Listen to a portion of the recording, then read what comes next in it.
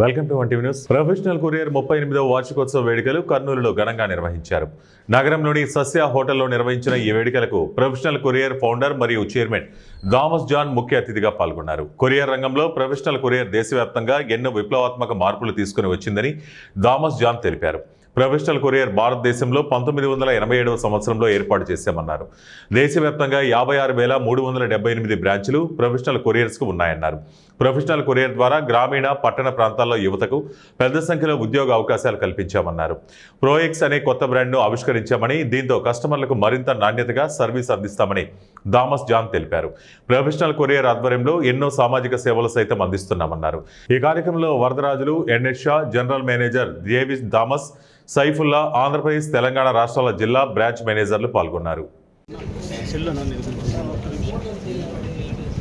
అందరికీ నమస్కారము. Professional couriers అనే సంస్థ 38th యానివర్సరీ రోజు ఇవాళ సెలబ్రేట్ చేస్తున్నాము.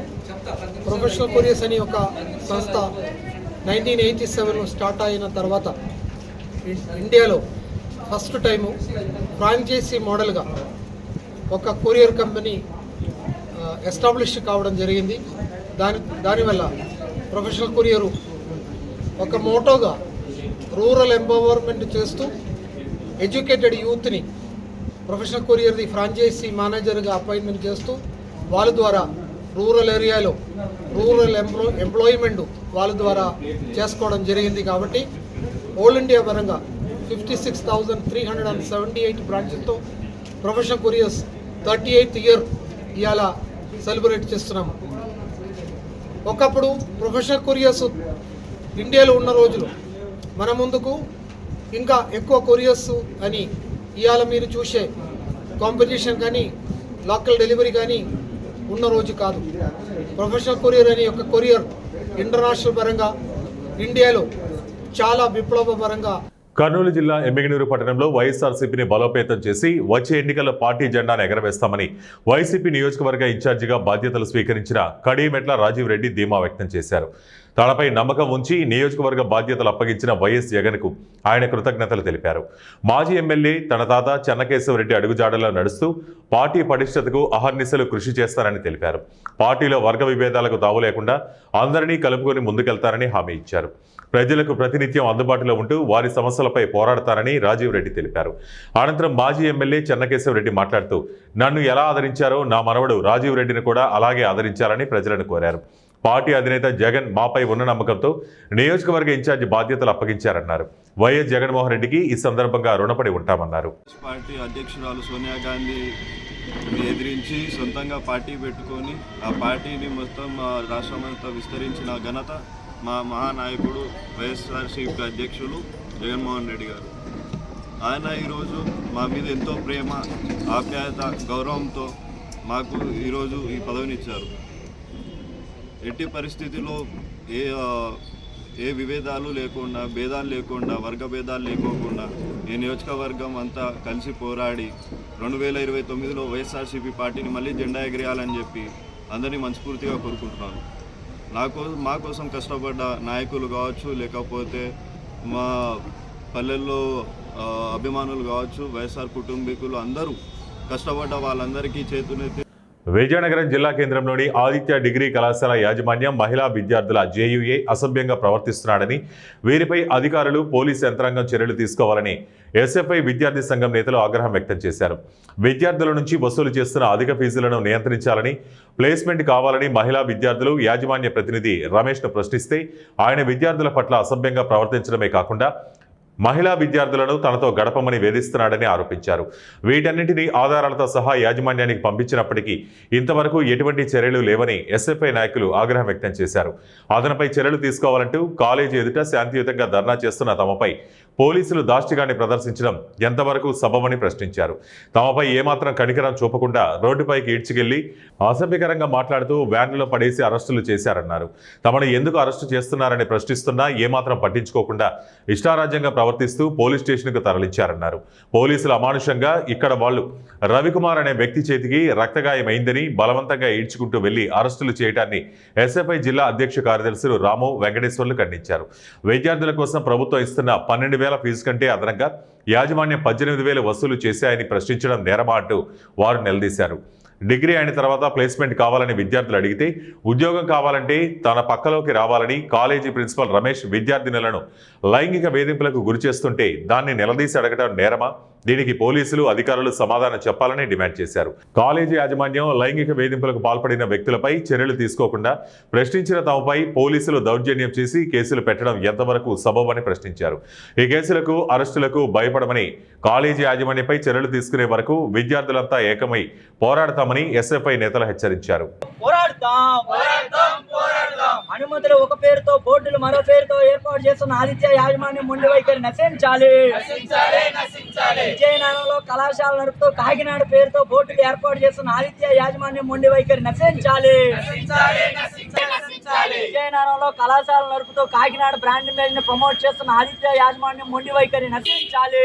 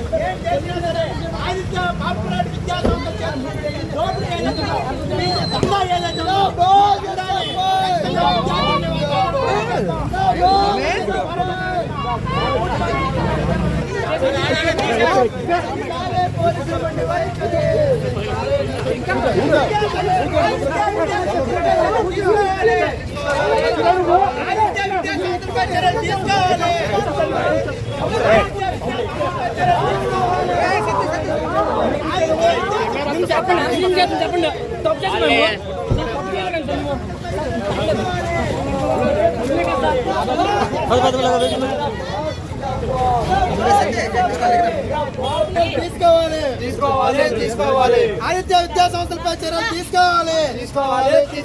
ఆదిత్య విద్యా సంస్థలపై చర్యలు తీసుకోవాలి. ఆదిత్య విద్యా సంస్థలపై చర్యలు తీసుకోవాలి. ఆదిత్య విద్యా సంస్థలపై చర్యలు తీసుకోవాలి. పోరాడి తీరుతాం. సాధించి తీరుతాం. ఫీజులు దోపిడీ ఆపాలి. ఫీజులు దందా ఆపాలి.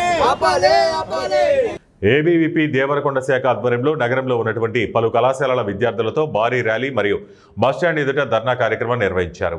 ఈ సందర్భంగా ఏబీవీపీ నల్గొండ విభాగ్ హాస్టల్ కన్వీనర్ యలమల గోపీచంద్ మాట్లాడుతూ తెలంగాణ రాష్ట్రంలో పాలకులు మారిన ప్రజల బతుకులు మారటం లేదని, గత పాలకులు విద్యారంగాన్ని పూర్తిగా విధ్వంసం చేశారని, ప్రస్తుత ప్రభుత్వం సైతం విద్యారంగాన్ని పూర్తిగా నిర్లక్ష్యం చేస్తూ మరింత విధ్వంసం చేస్తోందని, పేద మధ్యతరగతి విద్యార్థులు ఉన్నత చదువు కోసం సంజీవని లాంటి ఫీజు రియంబర్స్మెంట్ పథకాన్ని ఈ ప్రభుత్వం తూట్లు పొడిచే ప్రయత్నం చేయడం సిగ్గుచేటని, గత 3 సంవత్సరాలుగా దాదాపు 8,500 కోట్లు ఫీజు రియంబర్స్మెంట్ బకాయిలు పెండింగ్లో ఉన్నా ఈ ప్రభుత్వం నిమ్మకు నీరెత్తినట్లు వ్యవహరిస్తున్న తీరును ఏబీవీపీ తీవ్రంగా ఖండిస్తోంది. రాష్ట్రంలో స్కాలర్షిప్స్ రియంబర్స్మెంట్పై ఆధారపడి దాదాపు 15 లక్షల మందికి పైగా విద్యను అభ్యసిస్తున్నారు. ఈ కాంగ్రెస్ ప్రభుత్వం స్కాలర్షిప్స్ ఇవ్వకుండా, ఫీజు రియంబర్స్మెంట్ విడుదల చేయకుండా పేద మధ్యతరగతి కుటుంబాలకు చెందిన విద్యార్థుల జీవితాలను అంధకారంలోకి నెట్టే కుట్ర చేస్తోంది. పేద విద్యార్థులపై ప్రభుత్వ కుట్రలు ఆపి వెంటనే పెండింగ్లో ఉన్న 8,500 కోట్ల ఫీజు రియంబర్స్మెంట్ స్కాలర్షిప్లను విడుదల చేయాలని ఏబీవీపీ ప్రభుత్వాన్ని హెచ్చరిస్తుంది. విడుదల చేయకపోతే రాష్ట్ర వ్యాప్తంగా ఉద్యమానికి సిద్ధమని తెలిపారు. ఈ కార్యక్రమంలో సంయుక్త కార్యదర్శి యలమల హేమసుందర్, పగిళ్ల విక్రమ్, ముడియా శంకర్, ఆయుధరాజు కొండల్, భూషరాజు రోకేష్, అరవింద్, చందు, వంశీ తదితరులు పాల్గొన్నారు.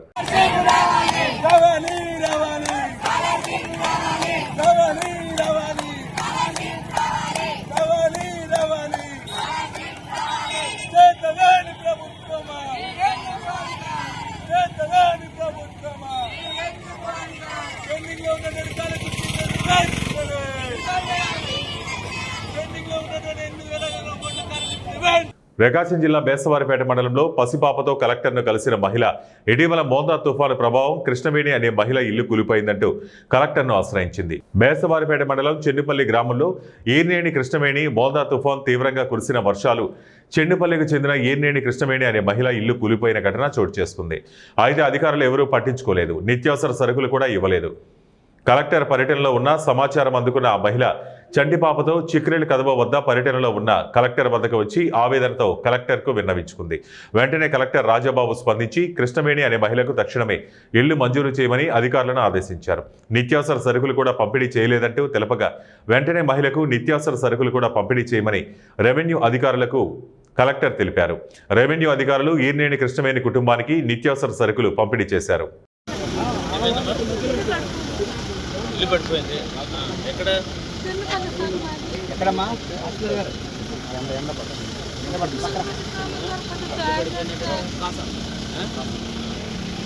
సో మీ హస్బెండ్ ఏం చేస్తాడమ్మా? కాఫీ పని చేస్తాడు. దగ్గర ఉన్నాడు ఆయన. ఏ ఊరు మీద అన్నా? చిన్నపల్లి. మరి ఇల్లు పడిపోతే ఎట్లా?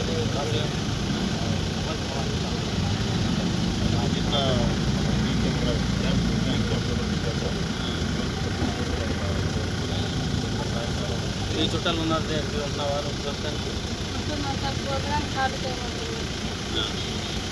ఇల్లు కట్టుకోవాలన్నా కొంచెం టైం పడుతుంది కదా. మీకు ఇల్లు అయితే శాంక్షన్ చేస్తారు. ఓకే, రాసుకున్నారా?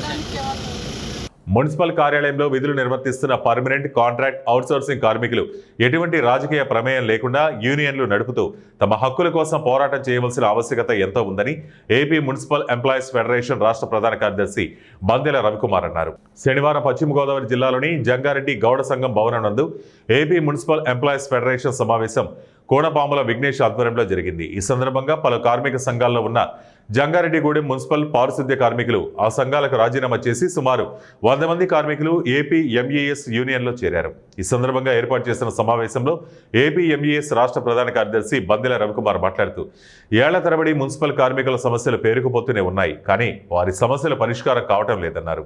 మున్సిపల్ అవుట్సోర్సింగ్, కాంట్రాక్ట్ కార్మికులను పర్మనెంట్ చేయాలని, మున్సిపల్ కార్మికులకు సంక్షేమ పథకాలు వర్తింపజేయాలని, మృతి చెందిన, రిటైర్డ్ అయిన కార్మికుల స్థానంలో వారి కుటుంబ సభ్యులకు జీవనోపాధి కల్పించాలని ఈ సందర్భంగా ఆయన డిమాండ్ చేశారు. అలాగే రిటైర్డ్ అయిన కార్మికుడికి గ్రాడ్యుయేటీ చెల్లించాలని, రిటైర్మెంట్ వయసు 60 నుంచి 62 సంవత్సరాల వరకు పొడిగించాలని, అలాగే మున్సిపల్ కార్మికుల పిల్లలకు 15,000 రూపాయలు తల్లికి బంధనం జీవో ఇచ్చినప్పటికీ వారి ఖాతాల డబ్బులు జమ కాకపోవడం బాధాకరమన్నారు. అనంతరం ఏపీ ఎంఈఎస్ రాష్ట్ర వర్కింగ్ ప్రెసిడెంట్ ఈ మధుబాబు మాట్లాడుతూ ఇప్పటికే స్వతంత్ర మున్సిపల్ ఇంజనీరింగ్ విభాగ యూనియన్ ఏర్పడి ఇంజనీరింగ్ కార్మికులు మొదట విజయంగా 3,000 రూపాయల జీతాన్ని అదనంగా పెంచుకోగలిగారన్నారు. రాబో రోజుల్లో మున్సిపల్ రంగంలో ఉన్న అన్ని విభాగాల కార్మికులు ఏకం కావాలని, కార్మికుల సమస్యలపై పోరాటాలకు సిద్ధం కావాలని పిలుపునిచ్చారు. ఏపీ ఎంఈఎఫ్ రాష్ట్ర గౌరవ సలహాదారుడు ఎస్ శంకర్రావు మాట్లాడుతూ అవుట్సోర్సింగ్, కాంట్రాక్ట్ కార్మికులకు ప్రభుత్వ ఉద్యోగులతో పాటు ఐఆర్ కరువు భత్యం ఇవ్వాలన్నారు. అలాగే మున్సిపల్ కార్మికులకు ప్రభుత్వ ఇల్లు కట్టించి ఇవ్వాలని, 12వ పీఆర్సీ కమిటీ వేయాలని డిమాండ్ చేశారు. త్వరలోని జంగారెడ్డిగూడెం మున్సిపాలిటీ పారిశుద్ధ్య కార్మికుల కమిటీ వేయనున్నట్లు యూనియన్ నాయకులు తెలిపారు. ఈ కార్యక్రమంలో జంగారెడ్డిగూడెం పురపాలక సంఘ పారిశుద్ధ్య కార్మికులు రేలంగి నాగరాజు, కొత్తూరి నాగేశ్వరరావు, వెల్పుల రాజు, బొక్క శ్రీను, పితాని సురేష్ తదితరులు పాల్గొన్నారు. ఏలూరు జిల్లా జంగారెడ్డిగూడెం మున్సిపాలిటీలో పారిశుద్ధ్య నిర్వహణ చేస్తున్న అవుట్సోర్సింగ్ పర్మనెంట్ ఉద్యోగులందరూ ఈరోజు సమావేశము ఏర్పాటు చేయడం జరిగింది. ఈ సమావేశంలో దాదాపు 100 మంది అవుట్సోర్సింగ్ ఉద్యోగులు, అలాగే పర్మనెంట్ ఉద్యోగులు కూడా ఈ సమావేశానికి హాజరయ్యారు. ఈ సమావేశం ముఖ్య ఉద్దేశము మరి రాజకీయ పార్టీల కనుసన్నలో నడుస్తున్న సంఘాల నుండి మరి బయటకు వచ్చి ఈరోజు మరి ఉద్యోగులతోటే ఏర్పాటు చేసుకున్న ఏపీ మున్సిపల్ ఎంప్లాయీస్ ఫెడరేషన్ తోటి మరి కార్మికులు అట్లాంటి ఉద్యోగులందరూ కూడా ఈ ఏపీఎల్ ఎంఈఎఫ్లో జాయిన్ కావడం జరిగింది.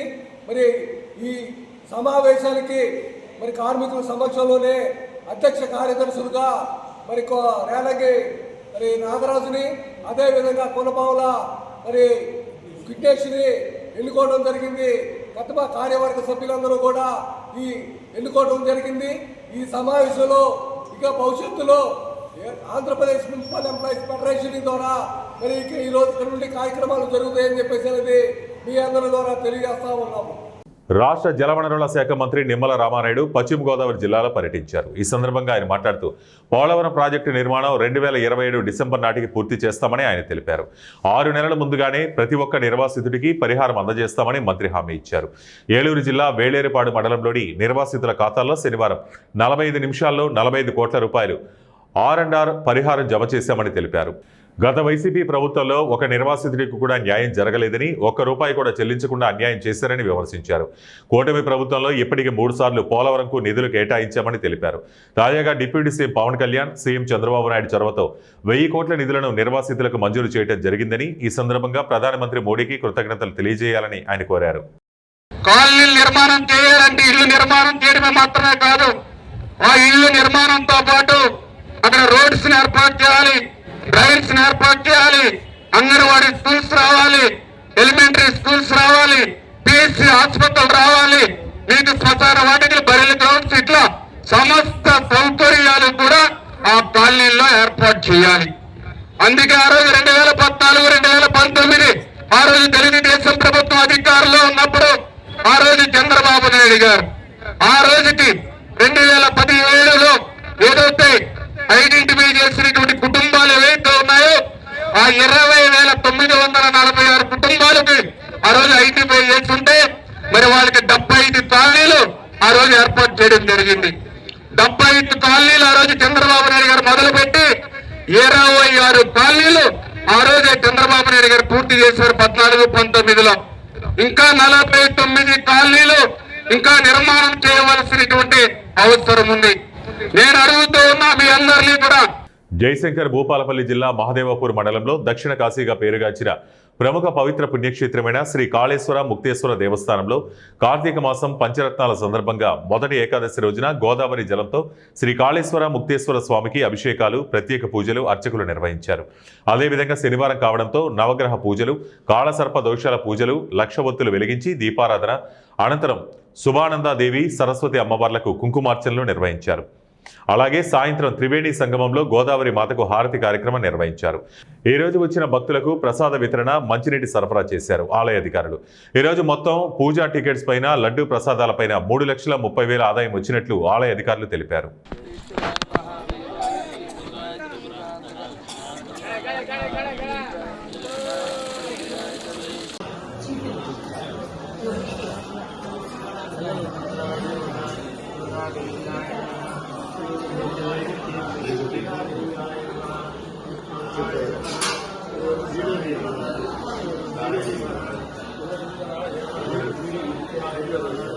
తెలంగాణ రాష్ట్ర ప్రభుత్వం పేద ప్రజల సొంతింటి కల నెరవేర్చాలనే సంకల్పంతో ఖమ్మం జిల్లా పెనుమల్లి, వేంసూరు మండలాల్లో నిర్మించిన ఇందిరమ్మ ఇళ్లకు ఎమ్మెల్యే మట్టా రాగమయ్యి దయానంద్ గృహప్రవేశం చేశారు.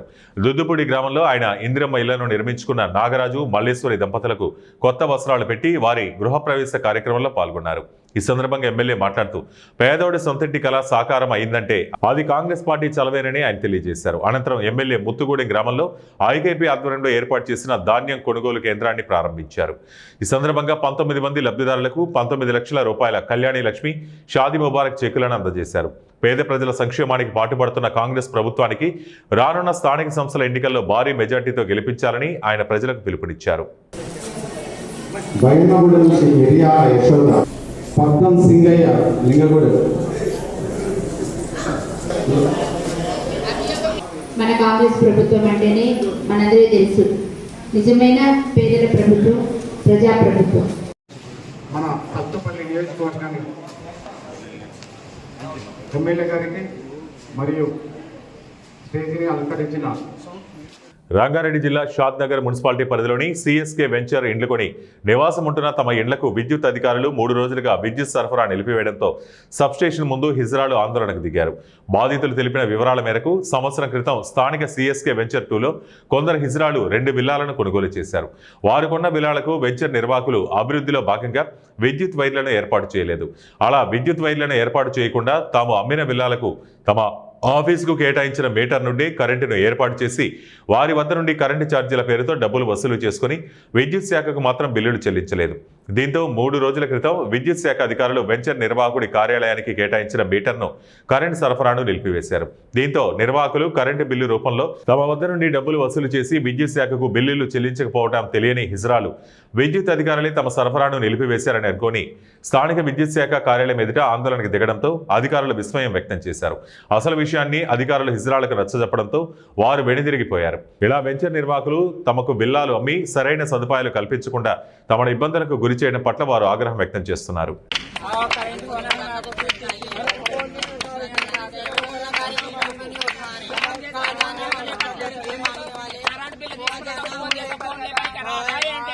ఎందుకు పక్క కరెంట్ బిల్లు తీసుకోండి కదా సార్, ఇంకోసారి కానీ ఇంటికాడికి వచ్చి మరి ఇప్పుడు ఫోన్ చేసి ఫోన్ ఎందుకు కట్ చేస్తున్నాడు ఆయన?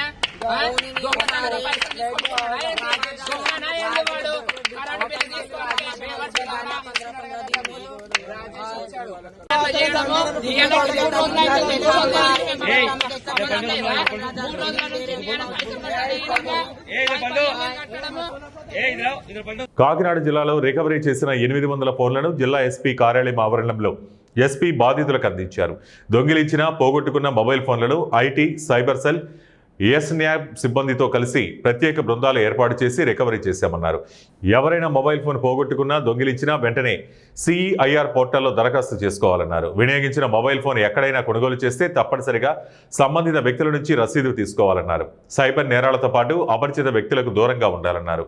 కాకినాడ జిల్లా పోలీసు ప్రధాన కార్యాలయంలో కాన్ఫరెన్స్ హాల్లో కాకినాడ జిల్లా ఎస్పీ బిందు మాధవ్ ఆధ్వర్యంలో జరిగిన కార్యక్రమంలో వివిధ ప్రదేశాల్లో సెల్ ఫోన్లను పోగొట్టుకున్న ఫోన్లను ఐటీ కోర్ విభాగం ద్వారా అత్యధిక సాంకేతిక పరిజ్ఞానాన్ని ఉపయోగించి కనిపెట్టి రికవరీ చేసి వాటిని వాటి యొక్క సొంతదారులకు ఈ రోజు అప్పగించడం జరిగిందన్నారు. సుమారు 1,36,00,000 రూపాయల విలువ కలిగినటువంటి 800 సెల్ ఫోన్లను వాటి సొంతదారులకు ఈ 10వ ఫేజ్లో అప్పగించడం జరిగింది. అదేవిధంగా 2025 సంవత్సరం ఫిబ్రవరి నెల నుంచి ఇప్పటి వరకు మొత్తం 2,13,18,000 రూపాయల విలువైనటువంటి 1,254 సెల్ ఫోన్లను కనిపెట్టి వారి సొంతదారులకు ఎస్పీ చేతుల మీదుగా అప్పగించడం జరిగింది. అలాగే ఇప్పటి వరకు కాకినాడ జిల్లాలో 5,37,77,000 రూపాయలు విలువైనటువంటి 3,351 మొబైల్ ఫోన్స్ రికవరీ చేసి వాటి సొంతదారులకు అప్పగించడమైంది అని చెప్పారు. ఈ సందర్భంగా గౌరవ ఎస్పీ బిందు మాధవ్ మాట్లాడుతూ ఎవరైనా తమ సెల్ ఫోన్ పోగొట్టుకున్నట్లయితే వెంటనే CEIR పోర్టల్ లేదా మోబీ ట్రాక్ యాప్ ద్వారా వివరాలు నమోదు చేసినట్లయితే ఆ సెల్ ఫోన్లను కనిపెట్టి సొంతదారులకు అప్పగించడం జరుగుతుందని చెప్పారు. ఈ కార్యక్రమంలో జిల్లా ఎస్పీతో పాటు AR additional SP Srinivas, Kakinada special branch DSP KV Satyanarayana, Peddapuram STPO Shriharirazu, Kakinada IT core ఇన్స్పెక్టర్లు Durga Sekhar Reddy, Kakinada 2 town, Sarpavaram rural crime, Pithapuram CAలు, ఐటీ కోర్ సిబ్బంది పాల్గొన్నారు. పోలీస్ డిపార్ట్మెంట్ నుంచి కాకినాడ డిస్ట్రిక్ట్లో పీరియాడికల్గా లాస్ట్ మొబైల్స్ ఎవరివైతే మొబైల్స్ పోతాయో వాటిని రికవర్ చేసి ఇచ్చే డ్రైవ్ పెట్టడం జరుగుతుంది. ఆ రకంగా ఇప్పటికీ 10 విడతలుగా డ్రైవ్ పెట్టి మొబైల్స్ ఎవరైతే కోల్పోయారో వాళ్ళకి రిటర్న్ చేయడం జరిగింది. అట్లా ఈ స్పెల్లో ఇప్పుడు ఈ కరెంటు స్పెల్లో 800 మొబైల్స్ రికవర్ చేసి 1,36,00,000 వర్త్ మొబైల్స్. ఇది 10వ విడత. ఇంతకు ముందు నుంచి కూడా ఇస్తూ ఉన్నాము పీరియాడికల్గా. నేను వచ్చినప్పుడే ఇంతకు ముందు ఒకసారి ఇచ్చాము, ఇది రెండోసారి నేను వచ్చిన తర్వాత. టోటల్గా ఇప్పటికీ 5,37,77,000 వర్త్ మొబైల్స్ రిటర్న్ చేయడం జరిగింది 10 విడతల్లోనూ. ఈ 10th స్పెల్లో 800 mobiles worth about 1,36,00,000 return చేస్తున్నాము. సో ఐ హోప్ ఎవరైతే మొబైల్ పోగొట్టుకున్నారో దానిలో వాళ్ళ పర్సనల్ డీటెయిల్స్ ఉండొచ్చు, ఫొటోస్ ఉండొచ్చు, వాళ్ళకి కొంత రెస్పెక్ట్ వస్తుంది దీని నుంచి. I hope all of them will be happy. ఈ ప్రెస్ మీట్ ద్వారా నేను పబ్లిక్కి ఇంకొక విషయం కన్వే చేయదలుచుకున్నాను. మొబైల్ పోయినప్పుడు సెంట్రల్ ఎక్విప్మెంట్ రిజిస్ట్రీ CEIR అని ఒకటి ఉంటుంది.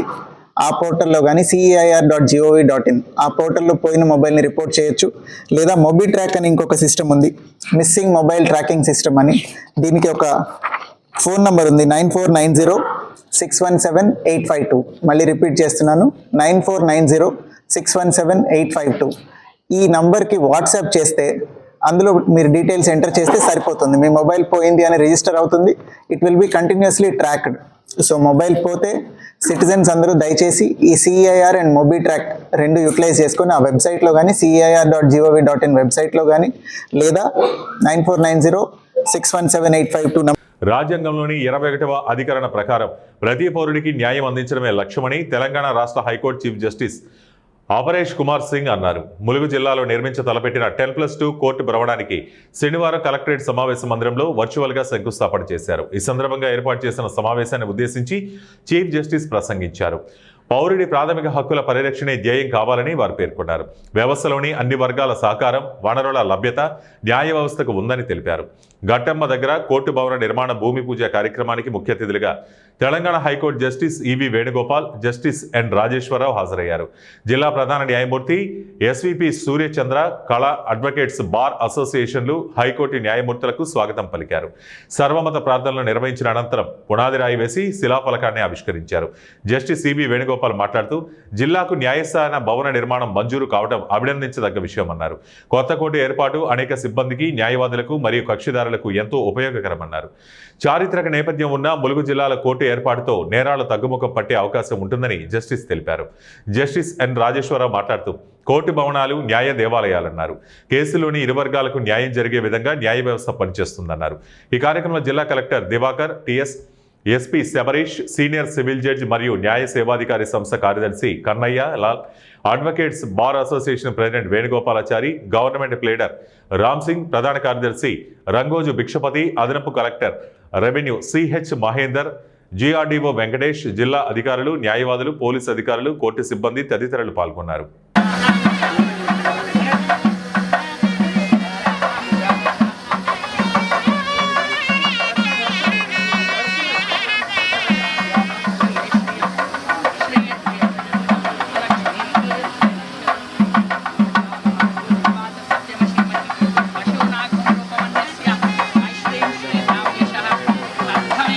కృష్ణా జిల్లా అవనగడ్డ పర్యటన నిమిత్తం వచ్చిన ప్రముఖ ప్రవచనకర్త, రాష్ట్ర ప్రభుత్వ సలహాదారు బ్రహ్మశ్రీ చాగంటి కోటేశ్వరరావు 200 మంది శిష్య బృందంతో దివిసీమ ఆధ్యాత్మిక పర్యటనకు విచ్చేశారు. ఈ సందర్భంగా మోపిదేవి పుణ్యక్షేత్రంలో అవనగడ్డ ఎమ్మెల్యే మండలి బుద్ధప్రసాద్ ఆయనకు స్వాగతం పలికారు. దేవాదాయ శాఖ ఆధ్వర్యంలో డిప్యూటీ కమిషనర్ చల్లపల్లి ఎస్టేట్ దేవాలయాల ఈవో దాసరి శ్రీరామ వరప్రసాదరావు, దేవస్థాన ప్రధాన అర్చకులు బుద్ధు పవన్ కుమార్ శర్మ, అర్చకులు అపూర్వ స్వాగతం పలికారు. చాగంటి వారు ఆలయంలో స్వామివారి నాగపుట్టలో పాలుపోసి పూజలు చేశారు.